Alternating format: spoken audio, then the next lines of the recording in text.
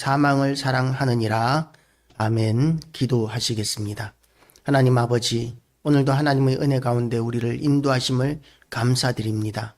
오늘도 하나님께서 우리에게 주시는 이 말씀을 통하여 생명을 얻고 힘을 얻고, 하나님 아버지, 참으로 우리가 하나님의 크신 능력을 덧입어서 우리가 싸워야 하는 모든 오늘 싸워야 하는 영적 전쟁, 마귀와의 싸움, 또한 우리 인생에서의 모든 싸움 가운데서도 하나님이 주시는 능력으로 감당하게 하시고 이기게 하시고, 그래서 하나님의 영광을 드러내게 하여 주시기를 원합니다. 하나님 아버지, 참으로 하나님께서 또한 이곳에 예수 그리스도의 피값으로 말미암아 교회를 세우셨사오니, 하나님, 우리 교회를 통하여 하나님 수많은 사람들이 구원을 얻게 하시고, 또한 하나님 존전으로 돌아오는 역사가 있게 하여 주시옵소서. 예수 그리스도의 이름으로 기도드리옵나이다. 아멘. 지혜에 대한 지혜가 이제 천지 창조에 어떻게 관여했는지에 대한 이야기를 합니다. 여호와께서 그 조화의 시작 곧 태초에 일하시기 전에 나를 가지셨으며, 천지 만물을 창조하시기 전에 지혜가 하나님과 함께 있었다라고 이렇게 이야기합니다. 그리고 만세 전부터 태초부터 땅이 생기기 전부터 내가 세움을 받았다라고 이렇게 이야기합니다. 그러니까 이 지혜는 하나님과 함께 영원 전부터 존재하셨다라는 이야기죠. 하나님께서 천지 만물을 창조하실 때 지혜를 사용하시고 지혜를 통하여 온 세상 만물을 다 만드셨다고 이렇게 이야기합니다. 그리고 하나님 창조자가 되었다. 내가 그의 곁에 있어서, 하나님의 곁에 있어서 창조자가 되어 날마다 그의 기뻐하신 바가 되었으며 항상 그 앞에서 즐거워하였다고 이렇게 이야기합니다. 30절 말씀을 보면. 그러면 이 지혜가 누구이겠습니까? 예수님으로 이렇게 이름을 바꾸면, 지혜의 자리에 예수님이라고 이렇게 이름을 바꾸어 놓으면 이야기가 굉장히 자연스러워지게 됩니다. 여호와께서 그 조화의 시작 곧 태초에 일하시기 전에 예수님을 가지셨으며, 그러니까 예수님은 영원 전부터 존재하셨습니다. 그래서 천지 만물이 창조되기 전부터 이미 하나님과 함께 계셨습니다. 그리고 우리가 요한복음 1장을 보면 태초에 말씀이 계시니라, 이 말씀이 하나님과 함께 계셨으니 이 말씀이 곧 하나님이시니라 고 이렇게 이야기하고 있습니다. 그리고 또한 계속해서 보면 12절에 요한복음 1장 12절 말씀이 육신이 되어 우리 가운데 거하심에 우리가 그 영광을 보니 아버지의 독생자의 영광이요 은혜와 진리가 충만하더라 고 이렇게 이야기하고 있습니다. 다시 말해서 예수님께서 천지 만물을 창조하실 때에 이 말씀으로 천지 만물을 창조하셨는데 그 말씀이 누구냐 하면 예수 그리스도이십니다. 그런데 오늘은 또한 그 하나님과 함께 계셨던 이분을 지혜라고 이렇게 이야기합니다. 예수님은 지극히 지혜로우실 수밖에 없는 게, 예수님은 전지전능하신 하나님이시기 때문에 정말 지혜롭습니다. 우리는 지혜의 대표적인 자로서 솔로몬을 가장 지혜로운 자라고 이렇게 이야기하지만, 솔로몬이 100억이 있다 할지라도 예수님 한 분의 지혜를 발끝만큼도 따라갈 수 없습니다.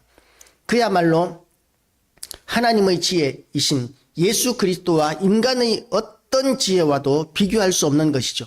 이 세상의 모든 사람들의 지혜를 다 합한다 할지라도 전지전능하신 하나님의 지혜의 발끝만도 못 따라가는데, 그 지혜가 예수님이시라고 이렇게 이야기하면 이 이야기가 다 자연스러워지게 됩니다.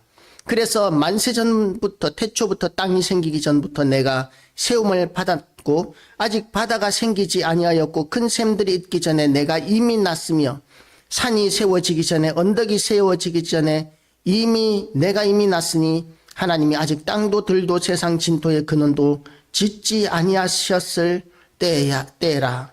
그가 하늘을 지으시며 궁창을 해면에 두르실 때, 또 28절을 보면 위로 구름 하늘을 견고하게 하시며 바다의 샘들을 힘있게 하시며 바다의 한계를 정하며 또 물이 명령을 거스르지 못하게 하시며 또 땅의 기초를 정하실 때에 내가 그 곁에 있어서 창조자가 되어 날마다 그의 기뻐하신 바가 되었으며 항상 그 앞에서 즐거워하였다라고 이렇게 이야기합니다.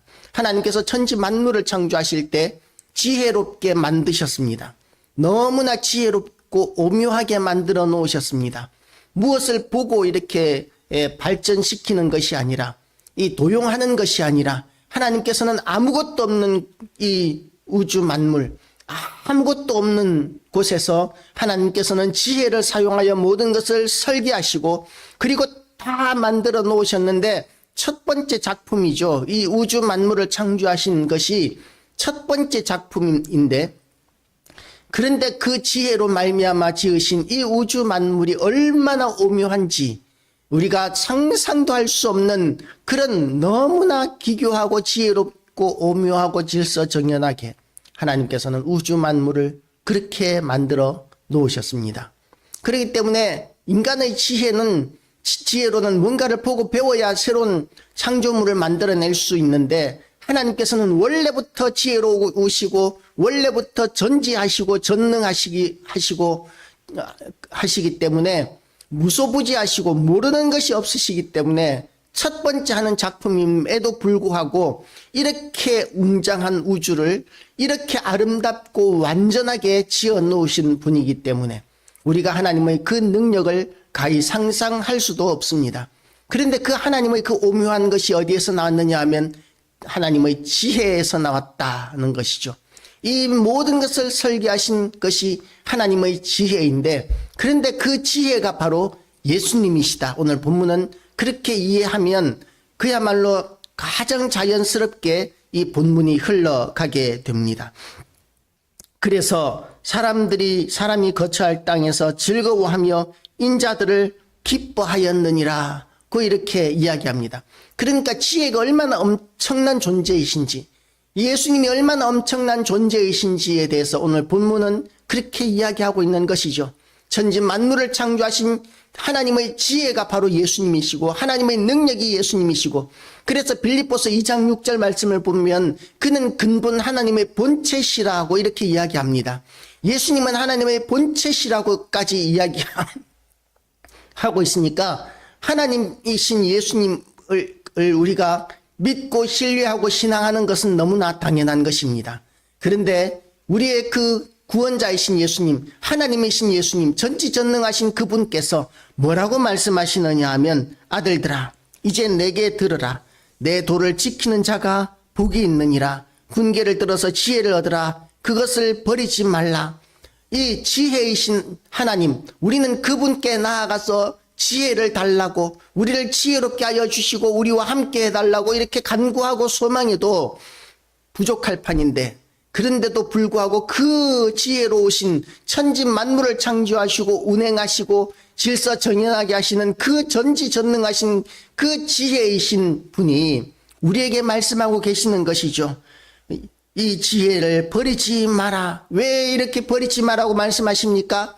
우리를 구원하신 지혜의 근본이신 예수 그리스도를 거부하고 버리는 사람이 생각보다 세상에 너무나 많이 있기 때문입니다.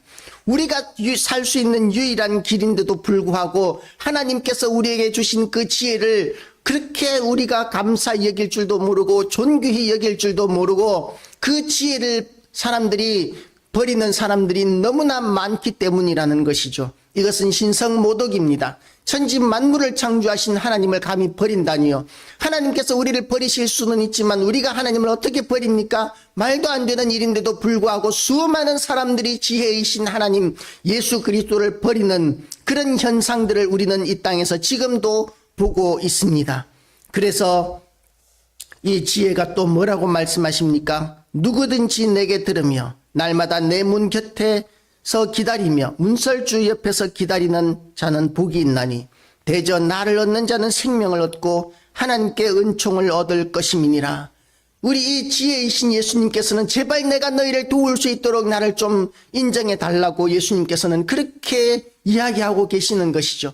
하나님이신 만왕의 왕이신 하나님의 그 권세, 그 권위를 생각하면 절대로 있을 수 없는 말씀인데, 그런데 우리 지혜의 근원이신 이 예수님께서는 우리에게 이와 같이 지혜를 제발 내가 너희를 도울 수 있도록 도와달라고 인정해 달라고 그렇게 하소연하고 계시는 것입니다. 왜 이러시겠습니까?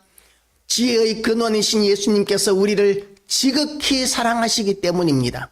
더 사랑하는 자가 약자다라고 이런 이야기들을 우리가 많이 하지 않습니까? 예수님께서 우리를 너무나 사랑하시고 지극히 사랑하시기 때문에 도저히 말도 안 되는 이와 같은 질서를 하나님께서 인정하고 계시는 것입니다.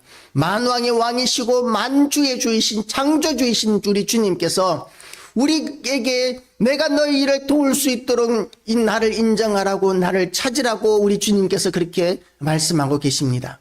얼마나 우리를 사랑하시면 이렇게까지 하시겠습니까? 우리가 하나님 앞에 우리가 이렇게 이제 하나님을 인정하고 돌아오고 나아오는 우리 모든 교회와 성도들 되시기 바랍니다. 하나님을 더욱더 인정하고 하나님께서 우리와 함께 하신다는 것을 의식하고 인정하면서 우리가 무엇을 하든지 하나님의 도우심을 얻고 지혜를 얻어서 우리가 이 땅을 지혜롭게 성공적으로 살아갈 수 있고 또한 우리가 영생을 얻기 위하여 우리는 하나님의 지혜를 얻어야 합니다. 그런데 그 이 지혜를 거부하는 사람들, 외면하는 사람들, 잃어버리는 사람들이 있습니다. 그런 사람들은 어떻게 되느냐 하면 36절 말씀을 보면 나를 잃는 자는 자기의 영혼을 해하는 자라 나를 미워하는 자는 사망을 사랑하느니라. 누가 사망을 사랑하겠습니까? 누가 자기 영혼을 해치고 싶겠습니까?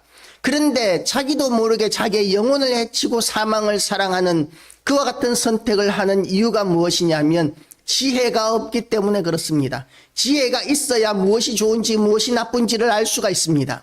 선악을 판단하기 위하여서도 지혜가 있어야 합니다. 그런데 지혜의 근원이신 하나님을 예수님을 외면하고 거부하면서 내가 생각하고 판단하는 것이 지혜롭다고 착각하면서 우리가 하나님을 제쳐놓고 내 맘대로 살아가는 이런 사람들이 세상에 얼마나 많은지 모릅니다. 하나님 앞에 우리는 굴복할 수 있어야 합니다. 하나님은 우리의 구원자가 되시고 우리를 인도하시고 우리를 도우시고 그리고 우리와 함께 하시기를 원하십니다. 하나님께서는 우리를 너무나 사랑하십니다. 그래서 하나님께서는 말도 되지 않는 그런 조건들을 우리에게 제시하시면서 하나님을 인정하라, 예수님을 인정하고 받아들이라 고 이렇게 말씀하십니다. 이 베드로는 이 설교를 통해서 천하 인간의 구원 얻을 만한 다른 이름을 우리에게 주신 일이 없느니라 고 이렇게 이야기했습니다. 하나님께서 예수 그리스도를 통해서 우리는 구원을 얻고 생명을 얻을 수 있도록 그렇게 우리를 만들어 놓으셨습니다.